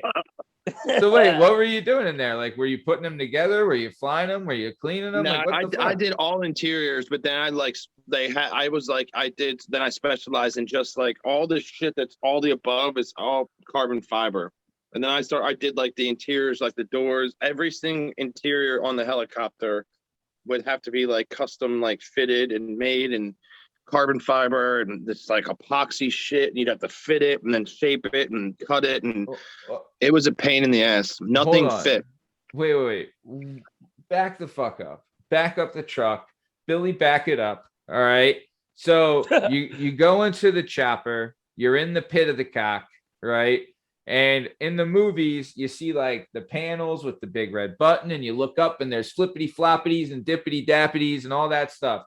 You're saying that you put in that all those buttons and everything and all of that? Not just the shit, not the electrical.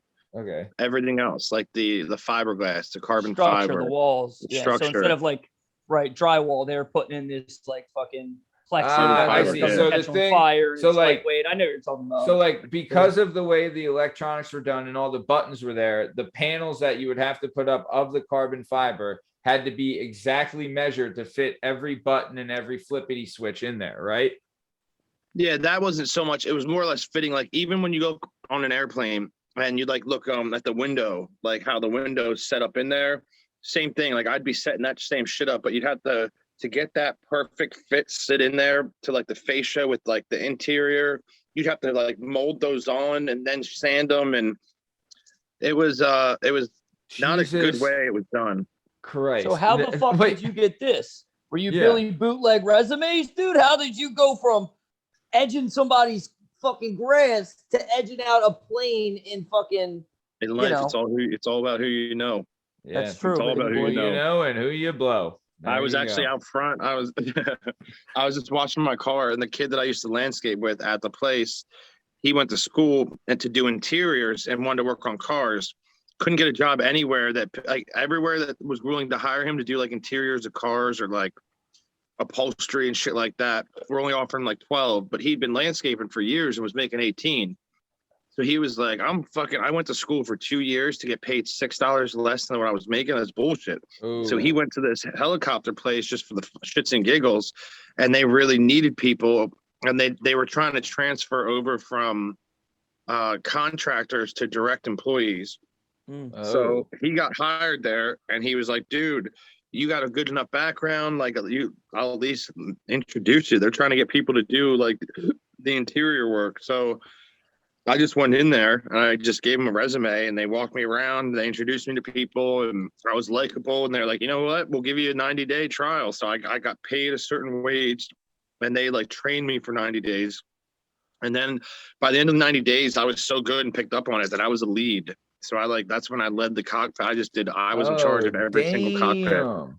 Damn. Look Good at time. Billy Impressive, here. Damn, that's awesome. So wait, so can you kind of give us like, what was a day in the life of a cockpitter like, right? I mean, once a cockpitter, always a cockpitter, and you're a born cockpitter. So what was Did you the guys day go in the life balls of first? yeah. Shaft? Would you start with the head? Work your way down? Yeah. What is the day in the life of someone who's pitting cocks? Yo, Why that's a and damn also, did you Yeah. ever find out why the cockpit? Why that name? not to dick eat, but your co-host is fucking like good co-host. Very good he's co-host. doing it. He Mickey Bats today, baby. Hey, Fucking crazy. I appreciate that, Billy B's, baby. Nah, That's Billy fucking Buys right there. It's dude. very, very, very few often that I ever like get taken off of my where I'm like, I don't know, ungrounded or uncentered, but like sometimes the shit is so fucking fun. I have to, it doesn't register. It takes a second to register. You And played then high I'm, like, school football, laughing. Billy. I was a wedge breaker, dude. I'm a wedge breaker in real life, dude. I just throw some bullshit down the middle and you swing it on. You know what I'm saying? Amen, Billy man. Brazier. Billy Bye, Brazier. baby. That's the guy, Fucking dude. great. Billy double B's, son. All right. Billy Bye. Billy Bye. Biceps. Nice. Billy Bisexual. Cockpits. Oh, he's dropping the cocks. Yeah, he is. Fucking crazy. I'm lost again. What were you asking me? Do we know where the name cockpit came from? Yeah, that's a good question. I guess I guess they just thought mainly men would be in there. Called a bunch of I bet you it has cockpit. something to do with badminton, like the shuttlecock. No, Well, it's that got to be leaves it. something to do with a bird, right? A birdie. That's what a birdie is. A shuttlecock in badminton. I bet you I like that's that. synonymous. It's probably same origin. I guarantee it. I like Look that. it up, dude. I'm a fucking dude. They call me Mickey off the top, son. I'll just fucking bang, bang, bang till I get one. All right. Where did the term cockpit from?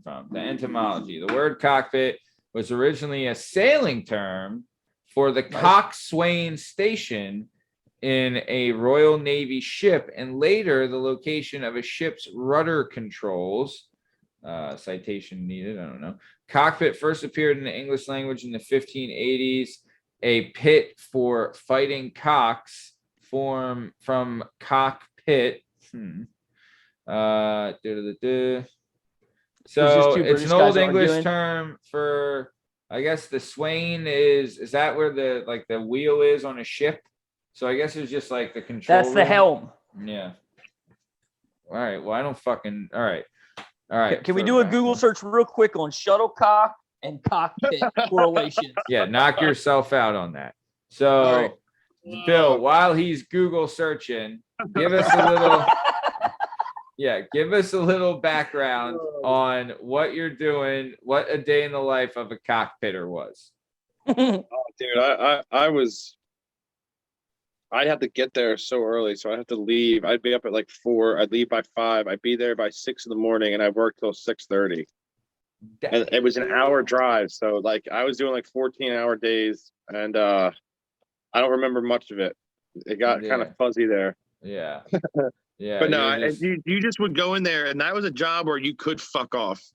Not like ours. Like there was so much shit going on, and so many like indirect employees. And when you were running your own show, you could just go disappear. Like I would go in like the VIP bathroom, where like people that were coming in to buy the helicopters, like employees weren't allowed to be in there. This was like the VIP. Shit. This is where like they brought the clients in to wine and dine them, to show them their bird and like all that shit. That's the real cockpit there, baby. So showing the bird, yeah.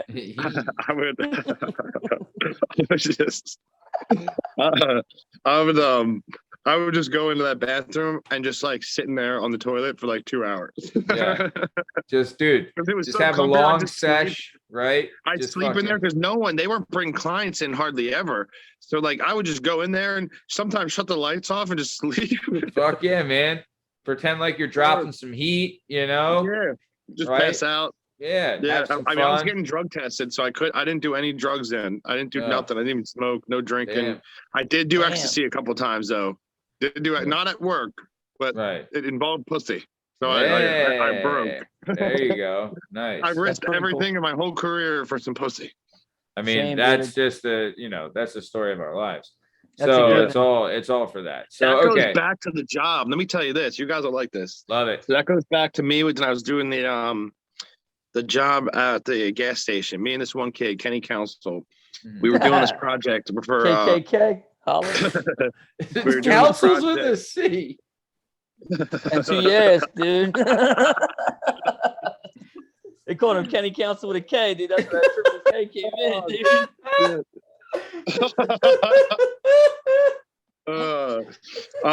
Where's the one? If it's KKK, where's the third K coming from?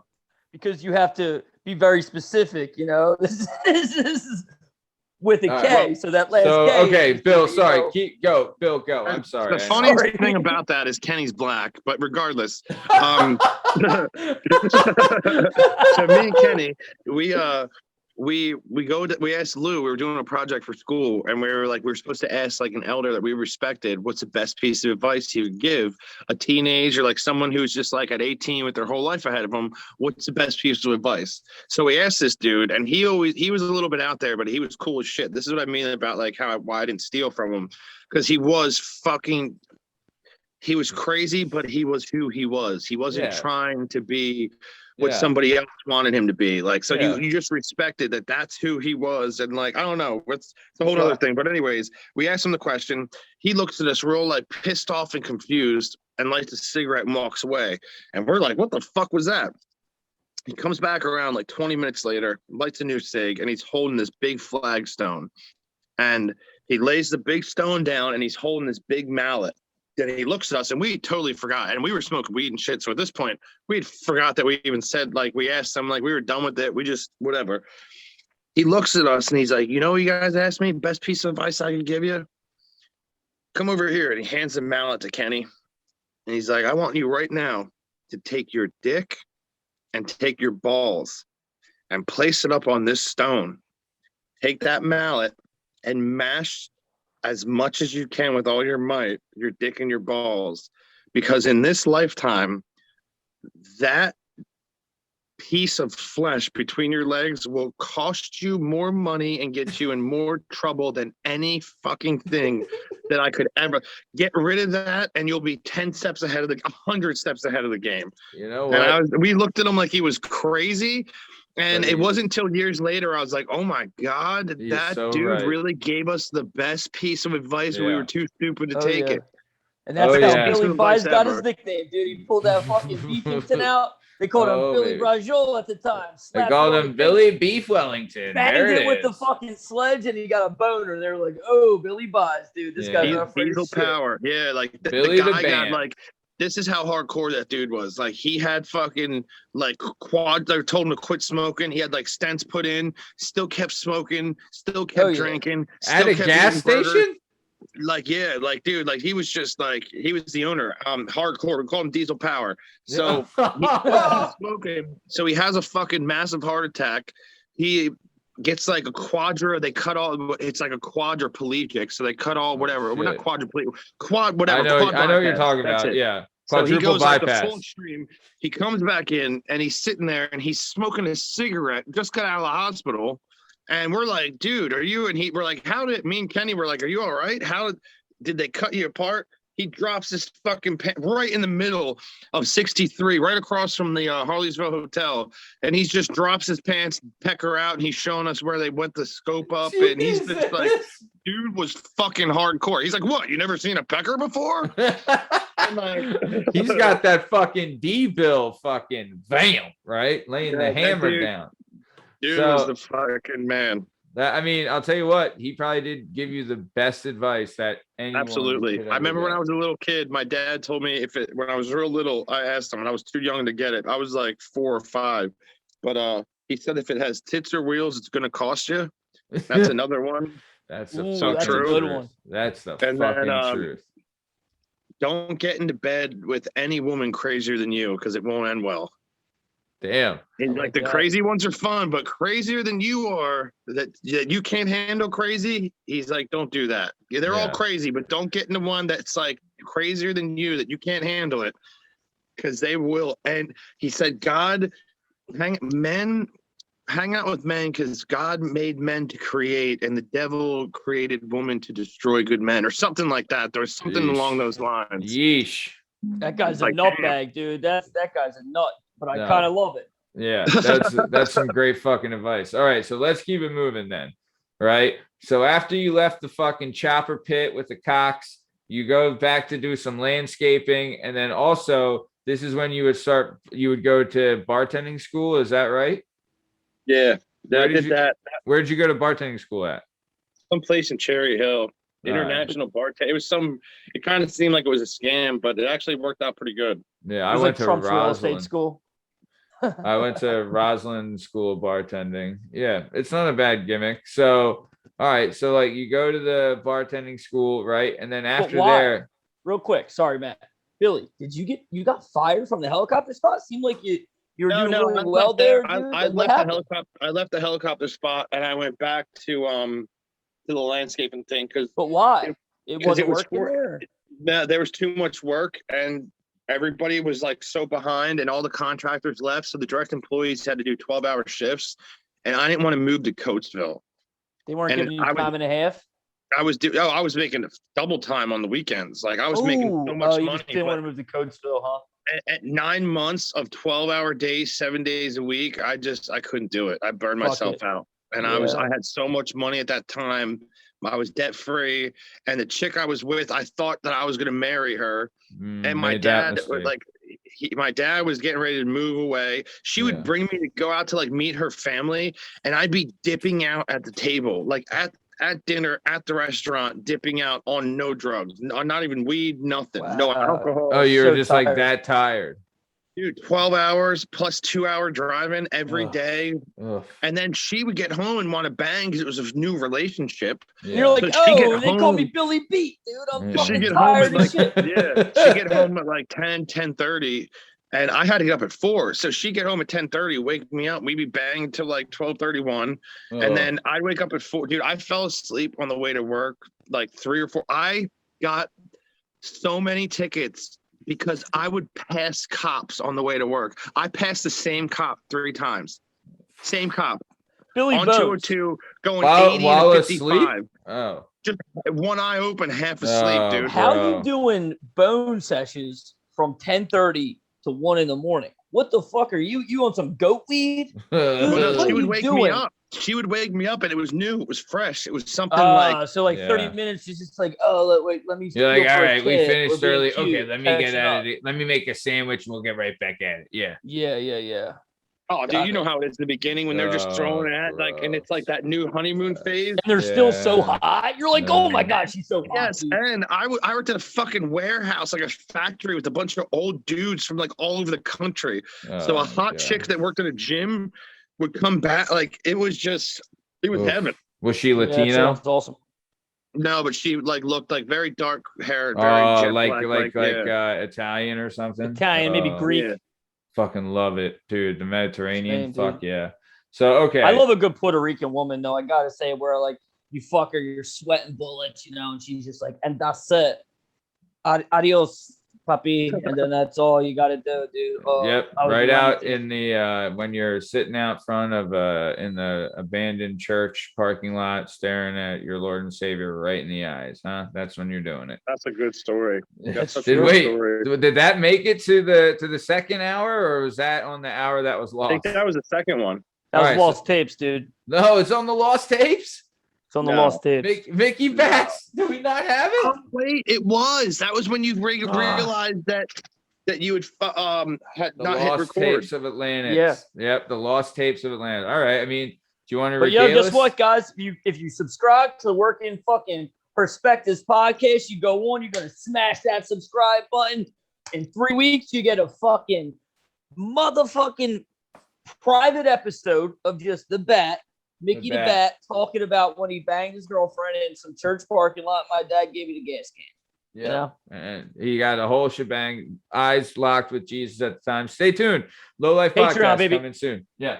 All right. So let's keep it going. Okay. So you, after bartending school, you're able to get a job bartending at Bahama Breeze. Oh, nice. In KOP? Yeah. Dude, Nice, I'll tell you dude. what. I used to date a chick that I didn't last long. I started doing drugs and partying, and I always showed up late, and they kept threatening to fire me, and they eventually did. Did you make good money? Did you make good money there? I barely worked. Yeah. Dude, I'll tell you, they have like I did Bahama all that, Breeze and then is that's when all I just went Billy. I went Billy Dark Knight of the Soul. Oh, Jesus. I took the Billy drug route for a little while there. Oh man, Billy Said Billy Benzo's here to stay, baby. fucking Billy Forgetting Pills. everything. Yeah. Bill the Pill. There we go. I love Nice. that though, dude. Honestly, they had a great tortilla soup over there. They had a great Dude. quesadilla. Yo, They really did. Bahama Breeze, they got these gimmicks called plantain nachos, bro. Fucking forget about it. Oh, fucking dude, that shit's like fucking so good. Damn. We lost the Corpley story in fucking the lost tapes of Atlantis too. God I'll damn. tell them about it. But yo, real quick Lost about Bahama tapes. Breeze. You know how we would go there and it was just like the white ladies from KOP finishing up their shopping? Right. Dude, my family and I went there like last winter just because it's like a mutual meeting point, and it was Okay. like a late night. So we're like, fuck it, we'll hit Bahama Breeze. Fucking Bahamas. We haven't been there in 10 years, dude. Right. We go in there. It's like, I don't know if you guys have been into like a modern day, like, from KOP to the city, TGI Fridays. Yeah. All brothers. Yeah. Dude, they got college ball on. You know what Yeah. I'm saying? It's Yeah. nothing but They're brothers. doing that reggae fucking Caribbean gimmick Bro, with we came the into big this- bowl. I walked in with my mom, and there's a guy like yelling at his baby mom, like, yo, we split this shit, right? We split it. I swear to God. And my mom's like, this place has changed. I'm like, take Like, it easy. when did this you become know? the Olive Garden on Yeah, the come Boulevard on, dude. over here? She's like, I didn't mean anything, like the tortilla soup's great. Damn. Like, yeah, whatever, dude. Damn, Mikey's mom's Oh, that's fucking awesome. your mom's the fucking KKK over here, huh? Jesus. Nah, dude, that's a totally real white mom thing to say. Yeah. Completely, honest and just innocent. My Yeah, dad, on the other hand, if I would have took him there, he'd have been like, "Hey, what is this? Medea goes to lunch," or something. Did you just say Medea goes to lunch? Yeah, but that's real though. That's the difference between like subtle white guy mom racism and subtle white guy dad racism. Yo, I Right? It's heard. like mom will just be like, "Oh, it's changed," and Yo. your dad's like, "Oh," like, I heard a racist. I heard a black guy tell a racist joke the other day, and I'll tell it right now, and I fucking pissed myself laughing. So, what do Michael Jackson and caviar have in common? I don't know. They both come on little white crackers. Nice. Oh, Dude, I That's heard awesome. a black guy said that joke. Not me, but fucking when I heard that, I pissed myself laughing. Dude, they're the best jokes. So that's the good. best. Yeah, there's like a gimmick on like YouTube or TikTok where it's like inappropriate dark humor jokes, and it's just like these college kids standing at microphones telling like inappropriate jokes back and forth. So yeah. So either way, okay. So after the bartending gimmick didn't work out at Bahama Breeze, you went back to do some part-time roofing and carpentry, and then were you fencing full-time or part-time? I just did that for like a summer. Yeah. All right. Fencing So then fucking sucks, dude. I Yeah. understand that. With Yeah. that dumbass tool where you gotta fucking the jam it down. That was Yeah. rough. The Yeah, that worst, was rough. dude. yeah, that you That was a fucking rough job. dip it, you spin it, you clap it, you wrap it, and you say fucking Stunad you later. Forearms, though, is like Yeah, pop digging Oh, in there. for that, dude. bro. Dude, you're ripping that J fucking work. thing off after that, babe. Come on. Oh yeah, dude. You jerk off after a day of fencing, you'll work your dick right off the front of you, dude. Yeah. You Forget know? about it. Forget about it. Like You'd be your fucking strength. Stumpy Bill after that. You know what I mean? Oh yeah, dude. So, all right. So let's keep moving. So after that, after you got that, that's when you started to go down the current path you're on. I will say this, and I tell this to you when we're working. You are a master of your craft, Bill. You are. Thank you. No, dude. I appreciate it's fucking. that. Thank you. No, like, So and what's your that's. craft now, Billy He's boy? a barber, Billy Barber. Oh, right. True. So yeah, Okay. so Sorry, dude. We lost an hour on the lost fucking tapes. lost You know, tapes of what do we fucking want? the Lannis. All right, come on. So either way, That's awesome. That's fucking awesome. Bill. So before you did bartending full time, what is the like Barbary? Before you were a barber full time, you went to barber school. So what's barber school like? Oh, it's a shit show. Fuck, really? Yeah, What's going down in Barbertown? bunch of just smoking weed, people doing drugs, and you just pretending to learn. Well, how did Basically, you all learn? the kids from the Votech school end up at this place. You know, Yeah, Pretty much. that's true though, right? There's like mannequin heads that are like, oh, this would be hot, and then the guy that comes out looking like an asshole. My friend went to one of them, and he was like, Yep. dude, you basically just have to do your work, and you're the best in class. Yeah. And it's like, I remember like, I think Bill, we had talked about it where they don't really teach you a lot of scissor stuff. It's all clippers, right?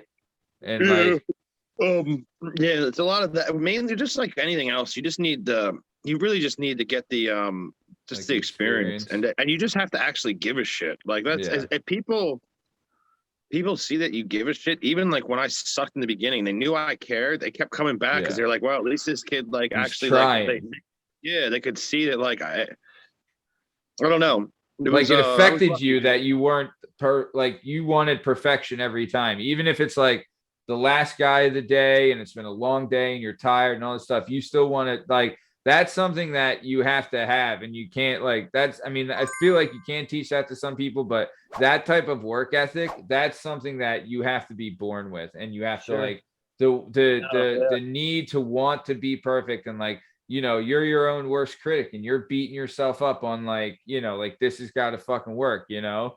So Not to mention, like, you have constant criticism. So Billy B's, tell us how that was. Like, you know, you're an apprentice. So every time you finish up a ball of fade, I know the guy running the shop is looking over your shoulder. He's not giving even you that, tips. dude. Not even that. The person whose hair you're cutting, like, imagine being at a job where the person who's paying you is watching your every single move, right? Like, that's legit, Bill. Like, you're legit. Like, the spotlight's on you. Like, I know I don't care because you and me are just like, I don't even watch you half the time because you're just doing like the same, you know, like you're doing your thing, right? Like, and we're just like bullshitting and talking, you know, like I don't even like I watch you, but it's not like I notice. Yeah. Some people are very entitled, and like you'll cut their hair a million times and they'll keep like looking or checking, and it's just, you can't let it get to you. But yeah, no, Yeah. it's interesting. I just kind of more or less, when I got into it, I more or less got into it just for like the art of it. I never realized how like intimate it would be, connecting like with, because you're in somebody's energy field, you're invading somebody's personal space, like for a half an hour, like are like this. So it's if somebody's in a bad place, you can kind of feel it. If somebody's in a really good energy, you can kind of feel it. Just like when you hang out with a bunch of your buddies and they're all hammered, like you feel their energy, like you almost feel like kind of giddy yourself. So when you're around somebody, like, and you're in that feel, like you can just, I don't know, it's a lot more than just a haircut. So and people don't understand. both ways. Yeah, but they also don't good and bad. Yeah, and they don't understand how tough it is to maintain that type of energy and that type of mental state. Because, dude, you don't have it every day, right? Like, there's some days where it's like, fucking, like, it's like tough to just even crack a smile. And you're like, it's just like, I just got to get through this. And, you're fighting internal demons and stuff. But then you have to put this face on of, oh, yeah, I'm happy. Oh, I'm cool. Like, everything's good. Like, and but like also other people's demons, because you're in their energy field. You don't know what the fuck they're going through or what they're fighting. And they might say it with their mind, oh yeah, no, I'm doing great, but they might be doing horrible. But you'll feel that pain. Like, it's weird, man. Yeah, it's hard to explain, but yeah, it's a lot more to it, and depending on the person. I can relate to that as a salesman. Last job, I did before this. Oh yeah, man. So I sold like mouth guards, to people with sleep apnea who were CPAP intolerant. And that's usually like the number one defense. The guys who wear the masks at night, whatever. If you're like claustrophobic or something, you can't take that shit, we'll take care of you. Get this mouth guard, whatever. It's the same kind of shit. A person comes in, you're talking to them, how you doing? How you sleeping? They're like, all right. And they're bullshitting. Next thing you know, like, the more you talk to, you're like, this guy fucking hates his life right now. Yeah. And like, I might be the only motherfucker this dude feels comfortable talking to about it. Because I got my hands in his mouth. He doesn't give a shit. His wife's at home. He's like, she's a fucking cunt, dude. Like, how many times are we going to watch The Voice? He's like, we watch The Voice. He watches, we do repeats. Like, people have so much going on. So that's, again, dude, great perspective. Like, probably why you're good at this kind of shit, Billy. Honestly, man. Because like a lot of people without the patience and shit, dude. A lot of people can't relate to that. Exactly. Sure, man. Yeah, no, you get it. So yeah.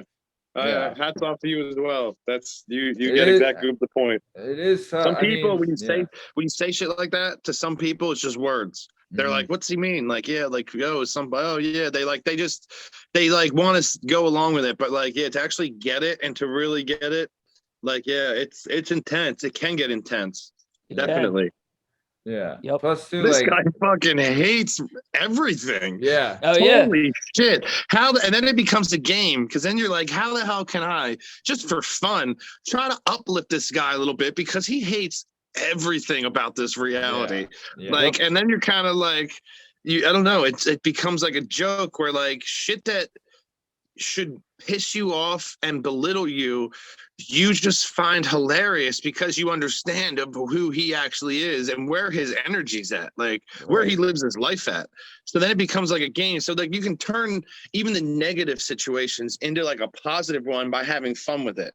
And then these people that are so fucking miserable end up being some of your favorite, most loved clients. They're the best clients, dude. You're like, wow, that's really who he is. No, like, you don't understand. Like, that's not him being a dick. Like, that's how he lives. Yeah. Like, he gets up every day with that. Like, that's he's eating cereal like that. Yeah. Like, that's the guys at work who you become close with, and they're like nothing like you.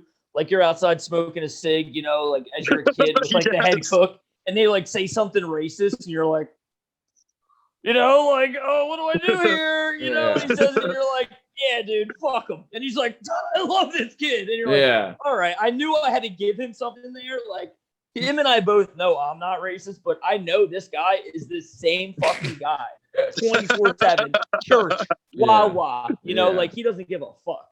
I respect that, actually. Dude, and there's sometimes, dude, they're like some of the funniest fucking people. because they Because really they're who they really are. they are Oh, just They're not so trying. They're not people yeah. pleasing. No, They're not like Transparent. they're not apologetic to anybody. Fuck you if you don't fucking like them. Go Yeah. fuck yourself. Yeah. They are who they are, and that's why I'm just like I respect the shit out of that Yeah. with Me these too, people. man. and they're And fucking they're the most hilarious. interesting and the Yeah. most awkward and the most unique and the most individual because they actually embrace who they are because that's who they are. Yeah. And Genuine. like it's not they don't embrace who others want them to be. Yeah. So it's like, dude, like some of the people that come in the shop are like this one guy, the way he dresses and how he talks. Like, I smoke weed for the aches and pains, sir. Like he's off his fucking rocker, but he's my favorite. I love that guy. Love, Yeah. like the word love and the feeling, the emotion. Love that dude. Yeah. But he's off his rocker. But he's fucking incredible. Like there's so many people like that. That's the one good thing. Just as much as like there are some people out there that aren't that pleasant, there are some very pleasant people out there Yeah. that like are very uplifting to be around, and their energy is intoxicating. Especially like some of the clients I cut that are autistic.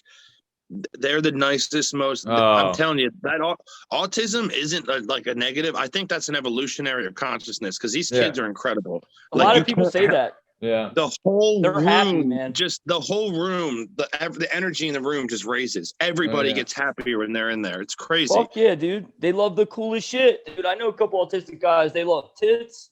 You know, they love fucking competition. It's true. Yeah. And they just like hanging out, you know, Yeah. shooting the shit, you know, like They're just they normal like talk fucking about guys. wrestling Yeah. and like all Yeah. this, you know. I love that shit, man. Yeah. I do. Same. No, that's I completely agree with you. The autism, ADHD, all that. We're all, you know, we're descendants of warriors and fighters, and it's heightened battle reflexes, and you know, it's just a bunch of different things. But it's, you know, I agree with you on all that stuff. I just think, yeah, I couldn't agree more. And like Bill, you have a ton of regulars. Like right now, like I have to book you 3 weeks ahead of time because you're booked 3 weeks out. That's how popular you are as a barber because you're that damn good. And Yeah, that's crazy. like you have a lot of regulars that come in. Is there like a time where like you're having a bad day and like you got a guy that comes in, you're like, oh, fucking thank God. You know what I mean? Like it's this guy. Because how many cuts do you do a day? Like 20? You know, like how many, like, because you do a lot of cuts, don't you? Like 15, 20?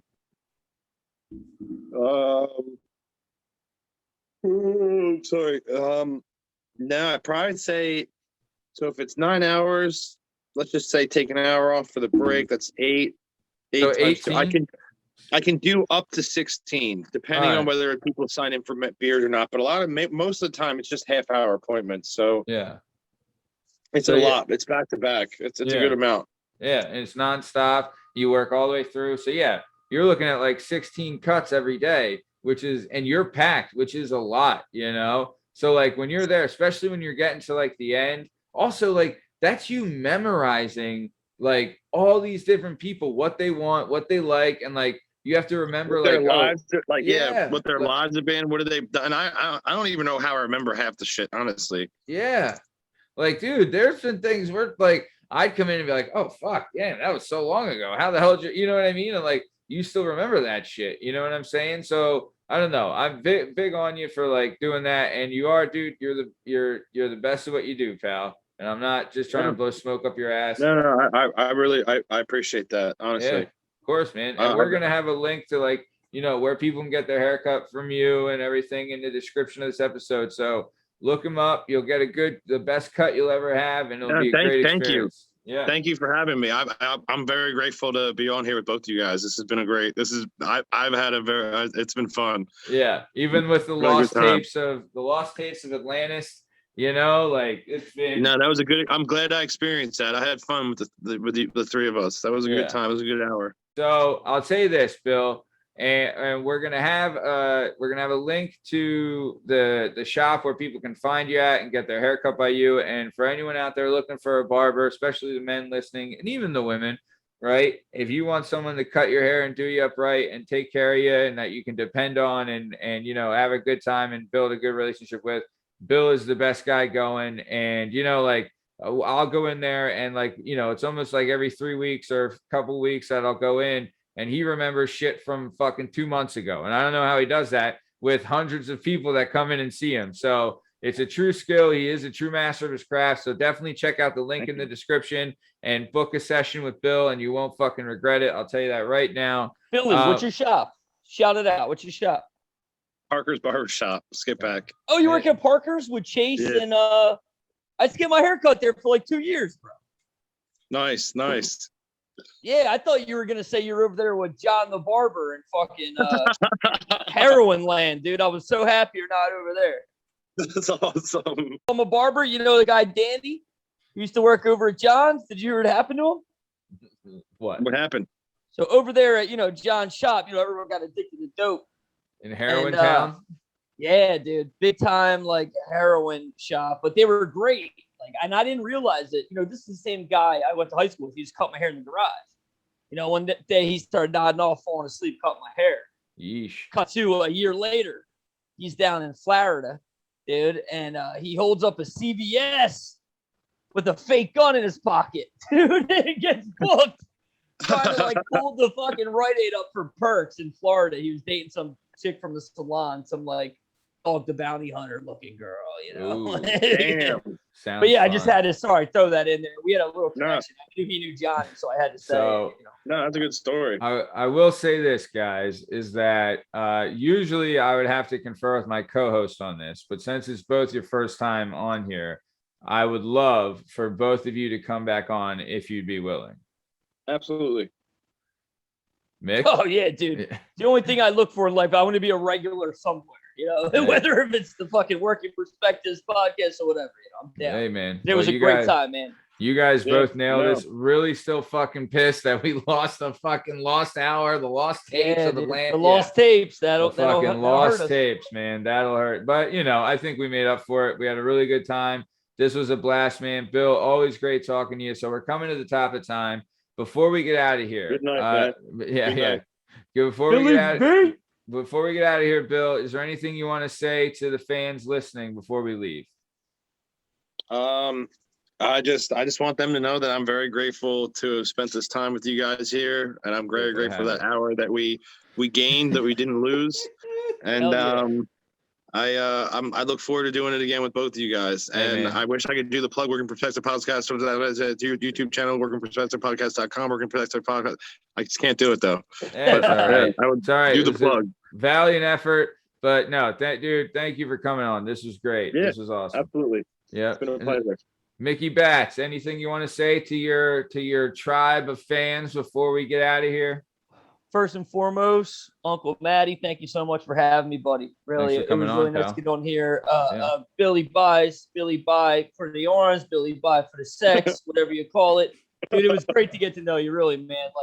It's guys like you, Billy, and I don't mean to be funny here, guys. Honestly, who makes the world go round, bro. It's the back breaking labor, that is fucking motherfuckers on top of a roof and in the back of a kitchen sweating their ass off, not getting the dues they should be paid. So honestly, bro, tip the hat to you for that. The aristocrat of the working class. It's very big of you. Like I've said the whole time, I praise you for your perspective. It seems like you were one of those kids who got it from the start. I wish I could say I was the same, but I wasn't, man. I took a couple bumps because I didn't have the work ethic like you. So really, man, you are a someone to look up to. Anybody who's out there right now in between jobs, whatever, dude, the next one could be the better one, Listen to Billy Buys, dude. First thing he's like busting tables. Next thing you know, he's jacking off guys in an airplane, you can come up in this world, dude. Tell him, Billy. Yeah, I think everybody should definitely be in competition with nobody but themselves. Be a better version of you every day. Amen, brother. Boy. Amen. So like that. Nice. All right. Well, this has been another rousing episode of the Working Perspectives podcast. I'm Matt Lavelle, accompanied today by my cross-promotional co-host and host of the Low Life podcast, Mr. Mickey Bats. And Mickey Bats, check out the Low Life podcast, motherfuckers. When's it come out, Matt? November 5th? That's when it drops, son. Yeah. First LL, boy. LL Cool Gay, dude. That's me and Matty Bond. Let's record one before we give a drop date. But okay. So either way, Low Life podcast coming out soon. And for all we know, this episode could air after your podcast has been released, Mick. So just an FYI. right? But either way, Low Life Podcast, make sure you check it out. It'll be on the 4th Street Productions podcast platform and podcast channel. Low Life Podcast, part of the 4th Street Productions network. This has been another episode of the Working Perspectives Podcast. I'm Matt Lavelle, accompanied by Mickey Batts. Our guest today was the man, the myth, the bad Billy Brazier, Billy Biceps, Billy Braz. Billy gets it done. Bad Billy, big Billy, bad Billy around the block. Billy, get to the chopper, bad. Billy, Oh my God. Billy, get to the chopper. Billy the Barber, Bill Nichols. You can find him at Parker's Barbershop. There'll be a link in the description of this episode. Highly suggest checking them out, getting yourself taken care of. And then you can find all our stuff and all our content on all podcast platforms and YouTube at Working Perspectives Podcast. You can hang out with us on Instagram at Working Perspectives Podcast and join us on the Twitter and the TikTok at Working P Pod. And if you'd like to be a guest on the show, email us at workperspectives@gmail.com. Also, please God, it's never ending with the nagging. Just please subscribe so my wife will get off my ass about doing the show. Smash that subby, dude. Smash that subby. Smash the subby and stick around for the ad read. Thanks. See ya.